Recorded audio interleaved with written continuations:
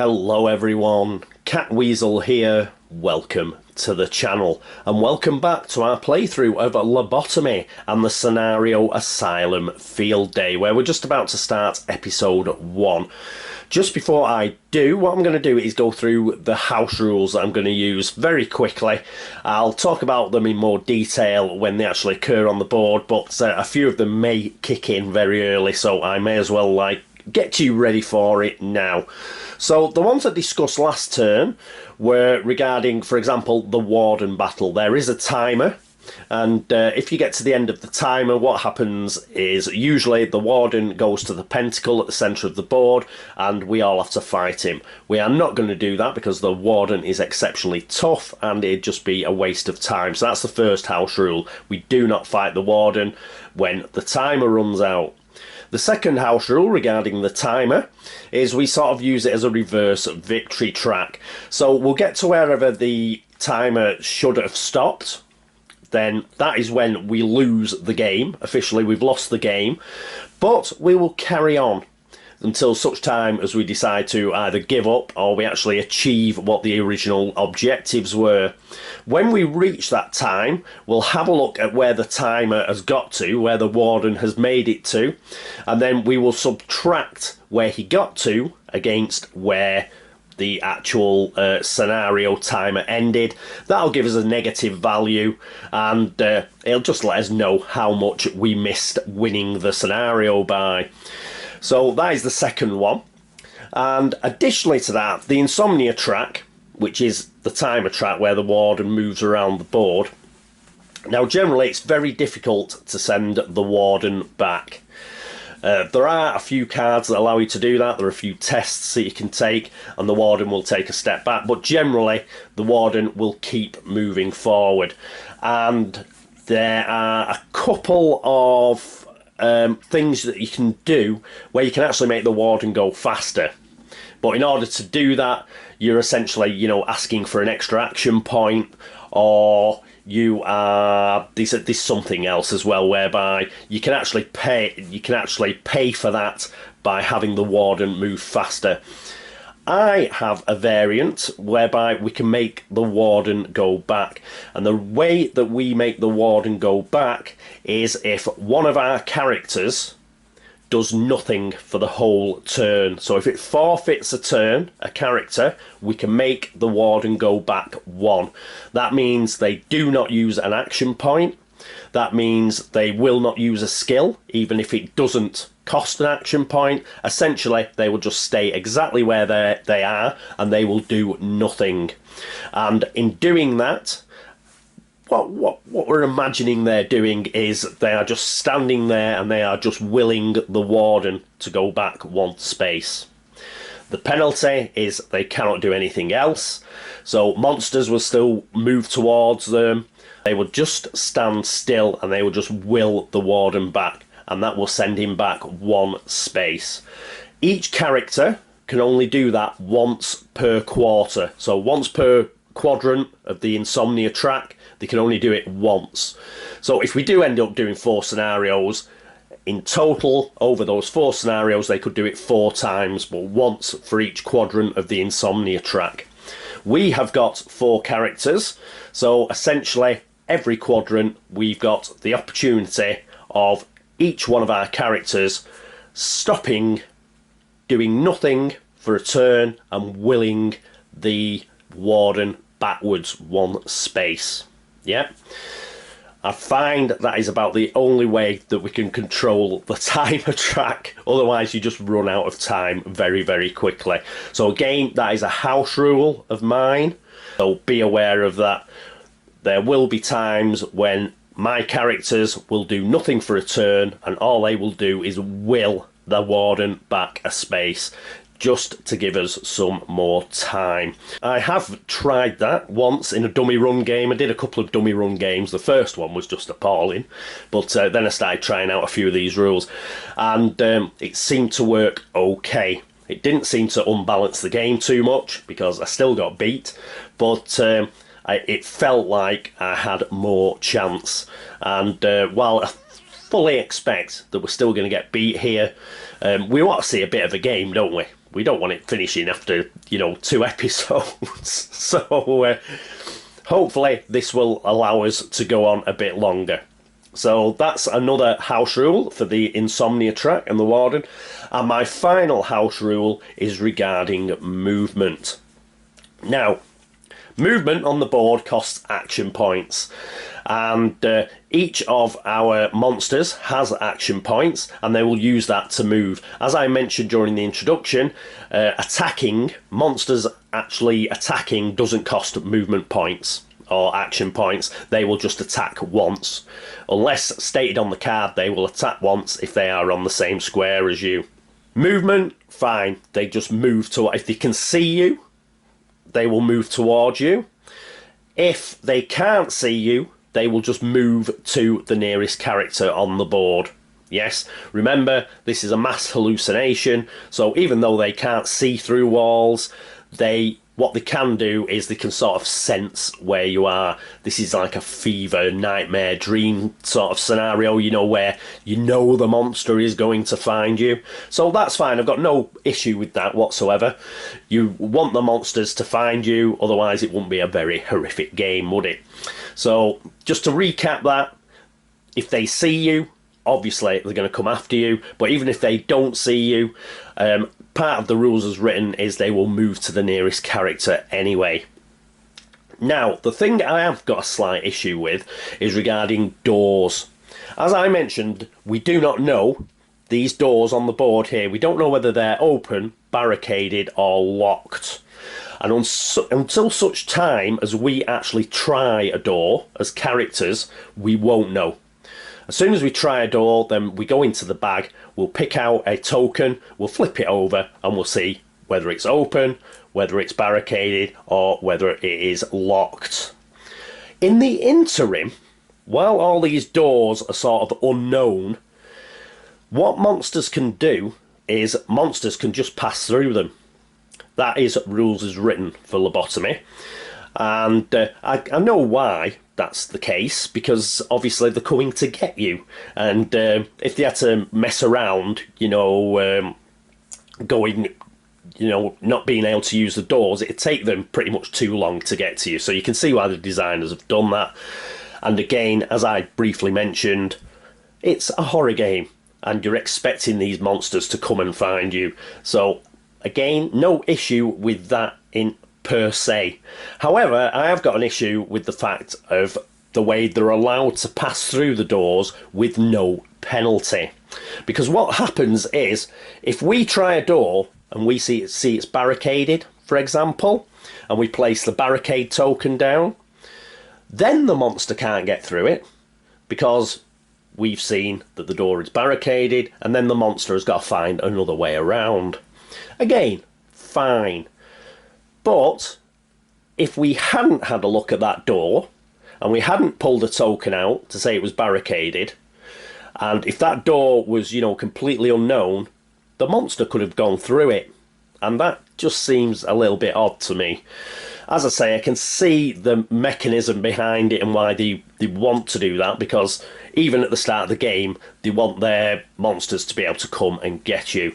So, what my house rule is while these doors are unknown, basic monsters, that is the nurses, the scavengers and the mental patients, do get a slight penalty. They will be able to cross these unknown doors, but it will exhaust them. Elite monsters and bosses like the warden, they'll be able to do rules as written. They'll just be able to hop through that door, no problem. But the basic monsters, they're not as evil or as powerful as the bosses or the elite monsters. And when they go through a door, they'll find it a bit more difficult. And what they'll do is they'll go through the door and then they will become exhausted. And what that means is they won't be able to do anything else as soon as they cross one of these doors. For example, the scavenger has 2 action points. So let's grab a scavenger. So this chap here, say he's in that little bathroom tile there, and he activates. Now, the only way out of that little tile there is to go through this door. Rules as written, he could go 1, 2, and he'd head up here towards the nearest person, who just happens to be Nicholas Jackson. Under my ruling, what he will do is he'll use his first action point to go through the door, and that's it. He can't move again. He can't use his second action point. He's become exhausted. In expending his evil energy to go through this door, he has just, like, he's not able to move any further. And what this does is, one, it helps the evil and the elite evil monsters and the boss monsters appear more horrific because they're stronger. But it also means, like, say for example that Nicholas was here. Rules as written. We haven't tried this door. We don't know whether it's barricaded or not. The scavenger activates. He can go through this door and attack straight away, even though he's a basic monster. Under my rules, he would go out the door because the door doesn't stop him. However, he would be exhausted. Not only wouldn't he be able to move, he wouldn't move anyway because Nicholas just happens to be there, but he wouldn't be able to attack. So in my house rules, the basic monsters are not as powerful. And this is just to give us more of a chance, okay? It will also slightly slow scavengers down because they do have 2 action points which they use on movement. For the mental patients and the nurses, they've only got 1 movement anyway. So essentially the mental patients and the nurses will still move the same amount as they did previously, but they won't be able to attack should they move through a door on their turn. The scavengers, it's a bit tougher on the scavengers because not only will they not be able to attack, if they go through a door, they won't be able to use their extra movement point through a door, yes? But I find this really helps because otherwise you get really swarmed really easy. The basic monsters are obviously the most numerous monsters, and I find that this just slows them down a tiny bit. As I said, the elite monsters and the boss monsters, they will be rules as written. They're tougher, the more evil, the more powerful, so they can just breeze through one of these doors and start attacking. And if you've got a character there, they can just breeze through and start attacking you straight away. But for the basic monsters, they're not as strong or as powerful, and the effort of actually passing through one of these doors will actually exhaust them.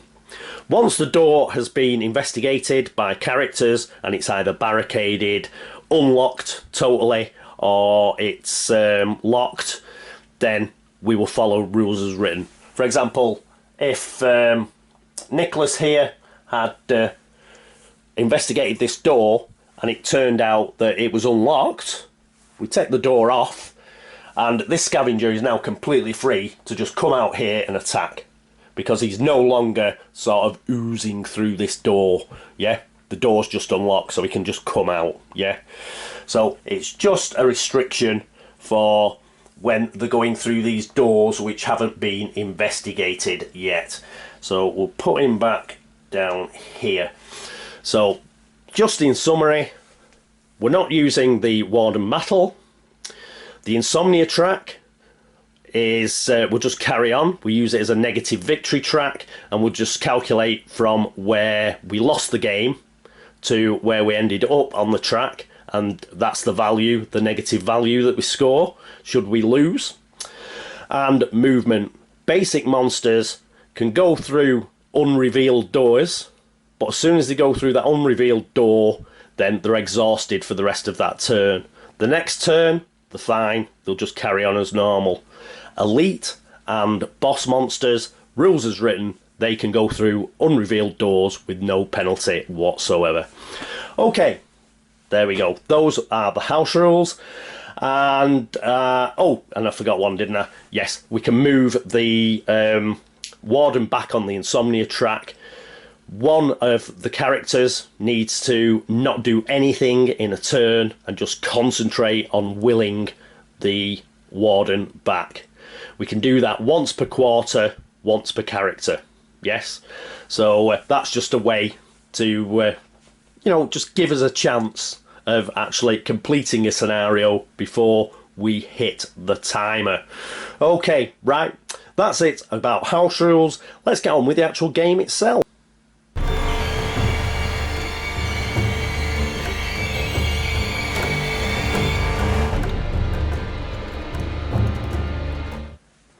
And here we are, zoomed in on our characters. Our first player to go will be Bernard. But what actions can we actually take as characters? I'll just quickly run through it. One, we can move. So we can use an action point to move, and that will allow us to move one space. If all we do during a turn is move, so if we use all our action points on moving, we can declare that we're running. If we declare that we're running, we get an extra 2 movement action points. So for example, Bernard, who's got 4 action points, if we declare he's running, so long as all he does is move during his turn, he can actually move 6 spaces. So you can move, you can search a body or a locker on the same space as the player. So if you happen to be on the same space as a locker or a body, you can elect to search it. We'll see that in action when it comes along. We can open doors. So we'll get to a door and essentially we try and open it. We're using an action point to see if it will open. And that's when we'll go into the bag and we'll find out whether it is indeed an unlocked door, or it has been locked, or even worse, barricaded. So we can do that on our turn. Additionally, what we can do is we can pick up a memory token, and there's just one here, for example. We could pick up one of those as an action. We can also attack as an action, and finally we can trade inventory items. So if we're on the same space as another character, what we can do is we can spend an action point and we can trade as many things as we like, so long as we stay within inventory limits. Which reminds me, inventory limits. The inventory limit is 4. And generally each item has an inventory of 1. So you can have 4 items. However, some items will have a keyword large, and that means they take up 2 parts of your inventory. If a item has the keyword small, then it doesn't take up any. And an important thing to remember there is medication. So any drugs that we find, they count as small. They don't actually have the keyword small on them, but it's pretty obvious that the drugs and those count as small, so they will not count to your inventory. But as it is, everybody's inventory at the moment is currently at 1, because each of our characters has a weapon, and that weapon counts as 1. It's just a normal sized item, so they can have 3 other normal sized items, have as many small items as they want. Okay, so now we know what we can do with our actions. What is good old Bernard going to do? Well, what we're going to do is we're going to move. We're going to get the monsters coming after us, and in this particular scenario that's good, because we've got to kill a load of monsters. So the monsters coming towards us actually helps us to a certain extent. But what we don't want is all the monsters sort of catching up to us at the same time. What would be the ideal thing is we just get, you know, a line of them, like a conga line, coming up to us, we kill them, and we wait for the next one to come along. So in order to do that, I think it's best that we don't stay in the middle of the board.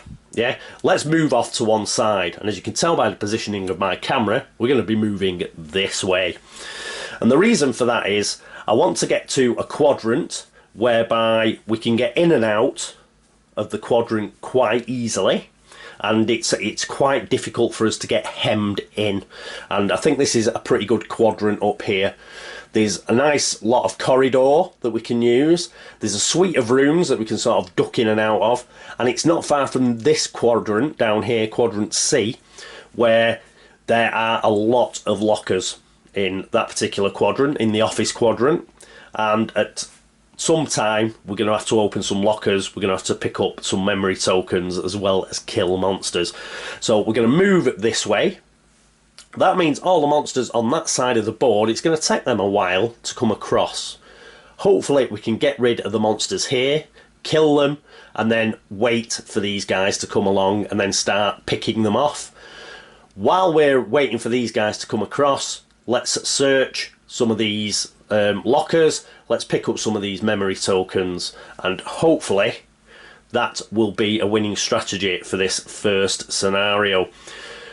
In a lot of playthroughs I've seen, because of the, well, it's the time pressure that you're under, what a lot of people do is split up, and it's perfectly understandable. You know, you've got to find things, you want to find memory shrines so you can, you know, get more skills, and you want to raid lockers so you can get more weapons, more medication, more equipment, search bodies just in case, you know, they've got any equipment on them.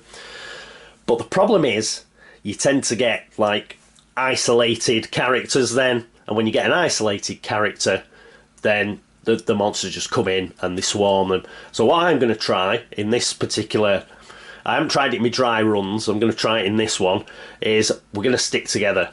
Another reason to stick together is I think it's Helena's special ability, which is faith healing, and anybody who's within 5 of her, who's in line of sight, can get 4 health back, and that could be crucial. So if we all stick together, kill monsters as a group, which will help, you know, tick off some of our objectives, and then once we've killed quite a few monsters, we'll sort of move around as a knot of people, and we will try and have a look in lockers and try and pick up those memory shrines, and we'll see how we go on. So right, Bernard, what is he going to do? He is going to run. So he's declaring running, and that gives him 6 action points. He has 4 to start with. He's going to use them all on movement, so that means he gets an extra 2.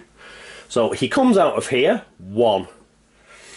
Just to show you, there are these little white lines on the board, and what they designate is a you know, a movement point. So he's come out of here, 1. Any room that has a door on it, that counts as a separate sector as well. Yeah, so that's a separate space as well. So he's come out of there for 1 because there is a door on his isolation cell. He's going to step over the body for 2. Then he's going to move in front of the cell of Nicholas for 3. Then he's going to go down this corridor for 4. Then he's going to move the next space along for 5. And then he's going to end up here for 6. And this is why I mentioned my house rule regarding movement. Generally, what would have happened is this mental patient could have come straight out during the monster phase and attacked him. Now, if he comes out, he's going to come out, but he won't be able to attack him because he will be exhausted. So yes, that is in my favour. Like it or lump it. So there we go. That is Bernard's go, and he has finished. Next up will be Beatrice. And here we are with Beatrice. She too is going to be running. So she's going to go 1, come out of her isolation cell, 2 to here, 3 to there, 4 to there, and 5 to join Bernard here in this particular space. She only gets 5 movement because she's only got 3 action points, so it's 3 action points plus 2 in her case. So, but she can join Bernard and they're together, so they can support each other, so that is good. Okay, Beatrice is gone. Next up is Nicholas. And here we are with Nicholas. So he's going to go 1 to step out of his isolation cell. 2, he's going to move here. Remember, he's not running. He is not running. If he was running, he could get up here as well. But what I want him to do is I want him to stay there, because he is going to try and open that door. So for his last action, he's got 3 action points. He's used 2 to move there. For his last action point, he is going to check if this door is open or not. So that's the red bag. We'll give them a good old shake, and then we'll pick one out. And what is it? It is locked. So what we'll do is we'll get rid of that, put it down here, and we'll actually place that on the board like that. So it's quite legible when it's that way up. So we know that that is locked.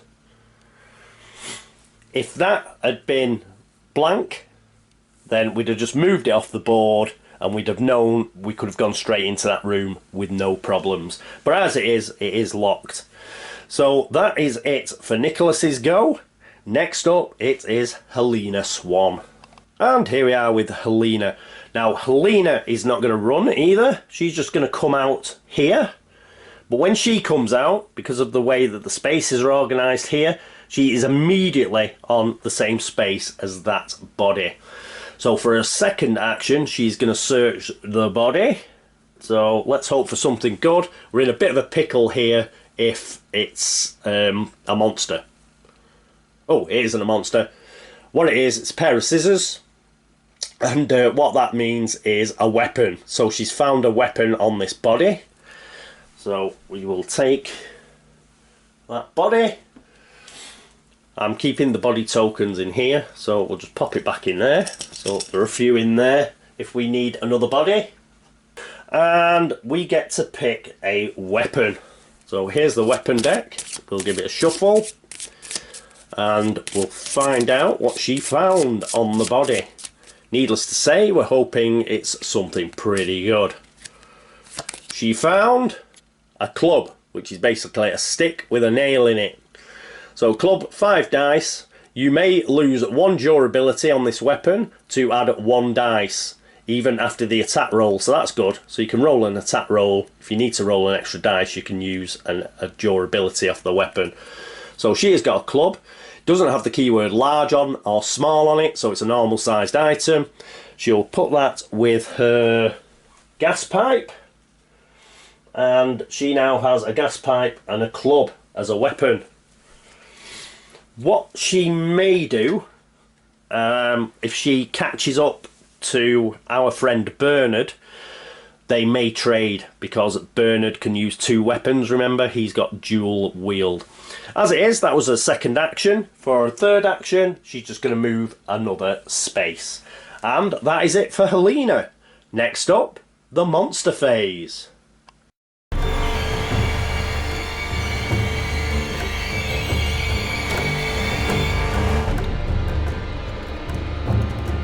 And here we are at the monster phase. Dun, dun, dun, dun. Okay, that means we need the bad news deck, which is the movement deck. So we'll give this a shuffle as well.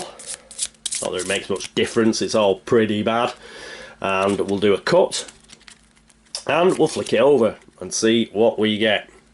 So we read from top to bottom. Shattering Screech. Characters roll an imagination test. If we fail, we lose a we lose insanity is what we lose. So that is bad. But at least we get to do an imagination test, so I can show you what one of those is. Right, let's pop that there. Right, imagination tests. So how do we do those? Well, we roll 2d6 for each character.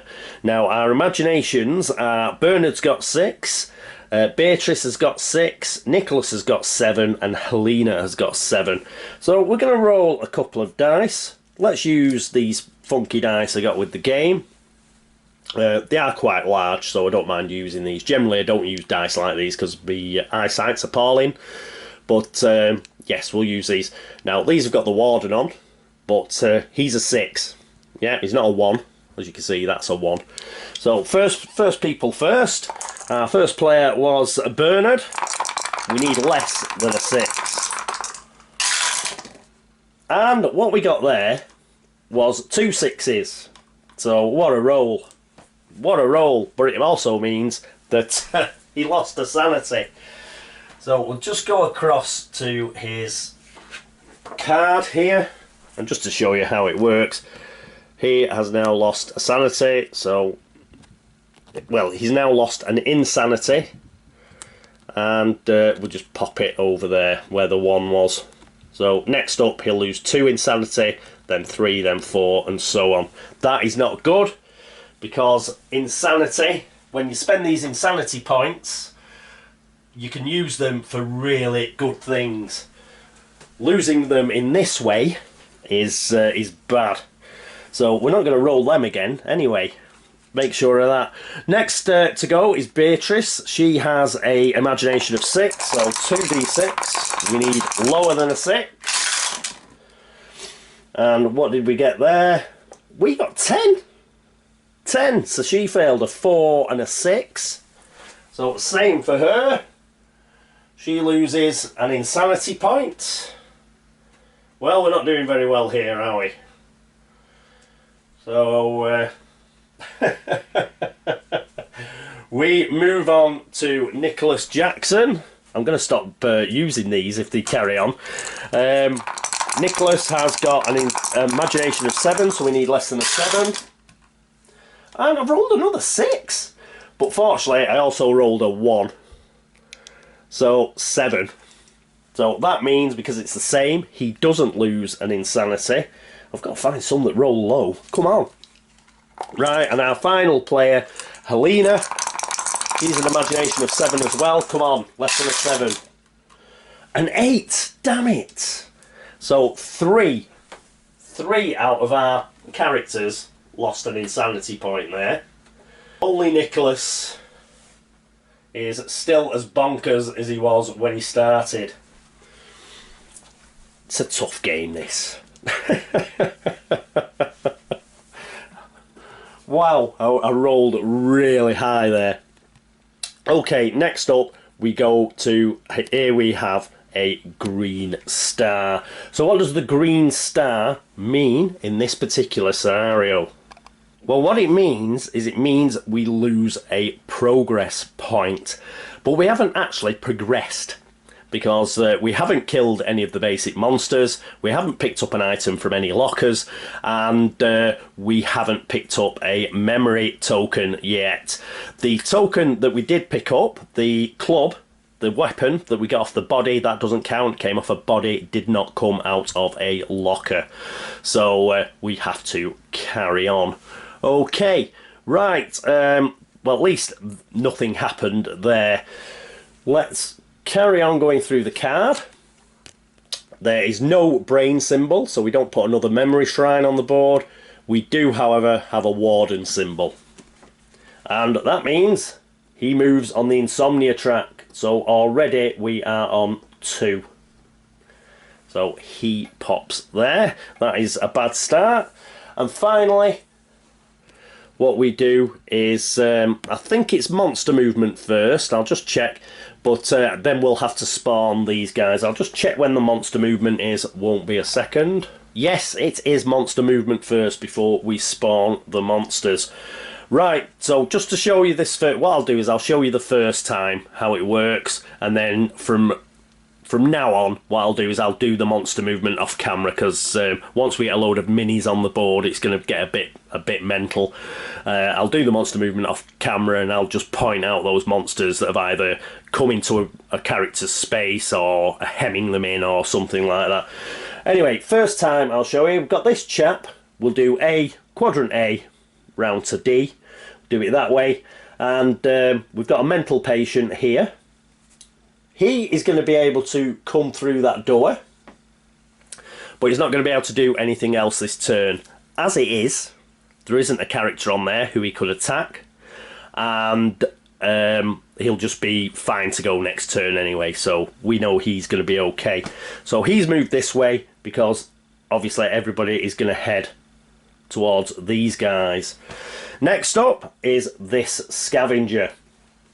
Now, I think it says in the game not to get too hung up on you know, just do what looks sort of right. He could go 1, 2 here, or he could go 1, 2 this way. And I think, yeah, he'd just go 1, 2 this way and start coming round. You know, rather than bother going through a door, he's going to go that way. I don't think it makes too much difference. Because remember, if he went through that door, he won't be able to do anything else after getting there anyway. And I don't think he's that much nearer than if he's actually here. So we'll just pop him there.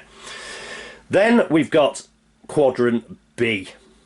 So quadrant B is basically where all our guys are. We've got this mental patient here. We've also got there's like a door here that you can get through. So you can actually get to where the nurse is there and around this way. But I think the actual nearest person is either Helena or Nicholas here. So what he's going to do is he's going to move 1 there. So he could get through that door up there, or he can start heading this way and try and get through these doors.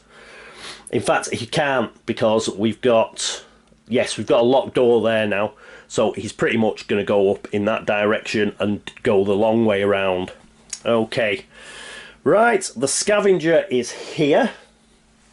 And I think what the scavenger is going to do, in this particular case, he's going to come through this door.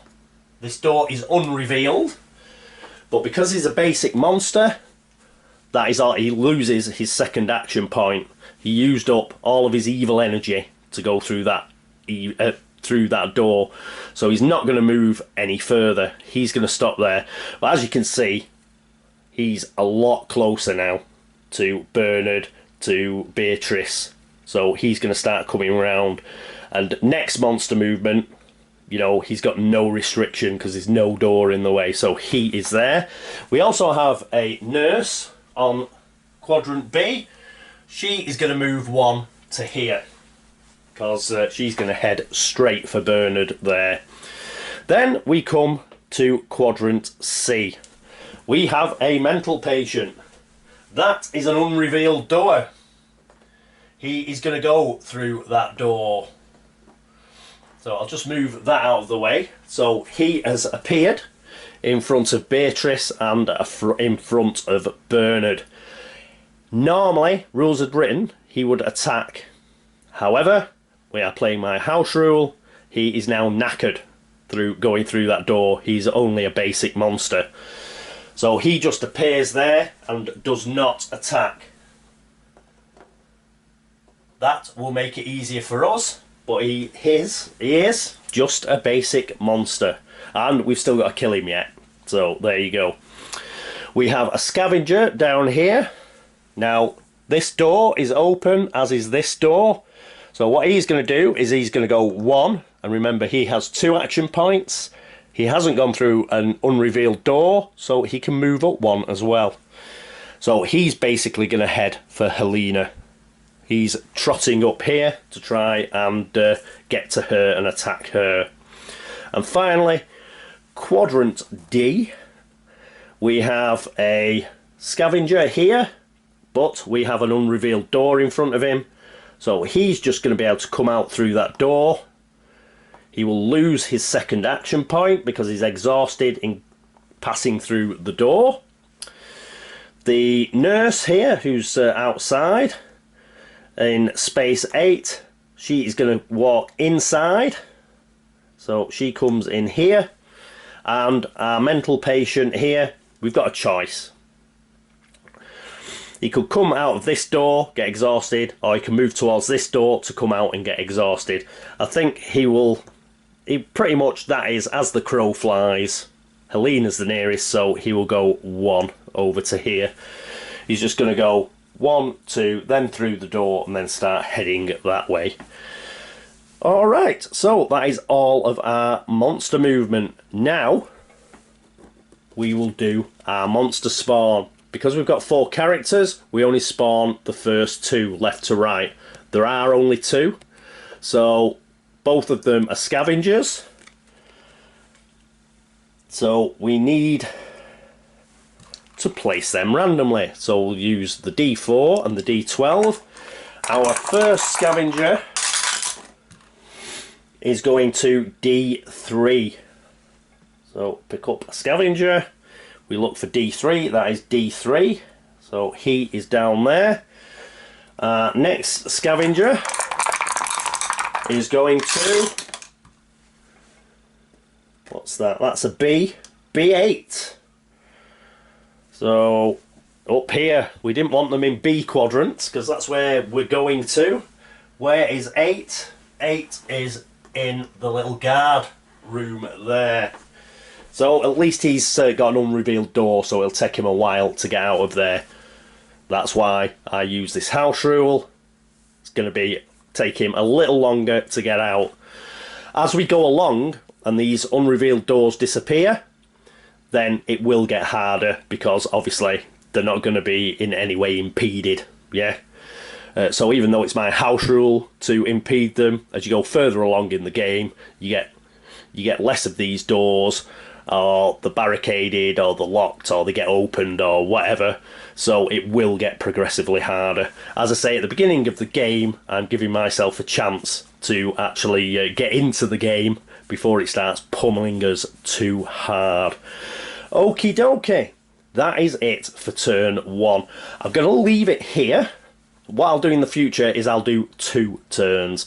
But I did a lot of explaining about my house rules, and the monster movement there took a while because I showed you how it'd work.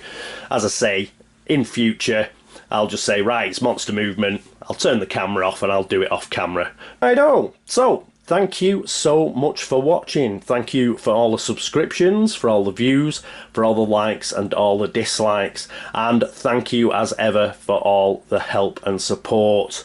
Now, if you've noticed an error, not the house rules, but if you've noticed an error during this particular episode, by all means, shout up and I will try and correct it for next episode if I can. And it's always useful to point out to the other viewers what I'm doing wrong, okay? So by all means, let me know. Anybody who's been across to Board Game Links to upvote the site, thank you very much. And similarly, BGG, if you've been over there, you've liked the video threads or made a comment or dropped Geek Gold, anything like that, thank you so much. My followers on Twitter, Instagram and Facebook, thank you. Thank you very much. And I think that is it. Yes, that is it for episode 1 of Lobotomy and Asylum Field Day. I hope you join me for episode 2, where we'll do a couple of turns. And we'll see if we can start chipping away at these objectives. And let's see if we can stay alive. Okay, thanks for watching. This is me, Catweazle, saying toodaloo.